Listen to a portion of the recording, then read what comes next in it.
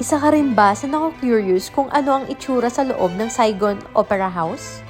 Sunday na naman, saan tayo pupunta? Tara, samahan niyo kami pasukin ang Saigon Opera House. Noong na-colonize ng France ang Vietnam, nagkaroon ng demand for theatrical performances.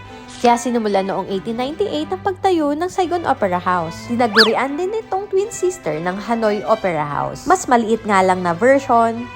Para makapasok dito ay kailangan ninyong manood ng theater performance ng I.O. show. Ang sabi, ang kasad nito ay nahahawig sa Petit Palais sa France. 500 seats nga lang pala ang capacity nito. Ang mga inscription, decor at furniture ay galing pa sa France na dinesign ng mga French artists. Ang daily schedule ng I.O. show ay 6 p.m. Highly recommended na mapanood ninyo ang I.O. show dahil mamamangha kayo sa paggamit nila ng mga bamboo. Before leaving the auditorium.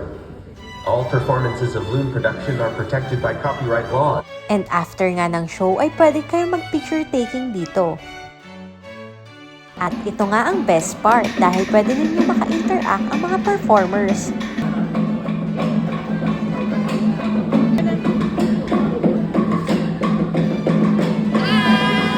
Oh, siya, hanggang dito na lang.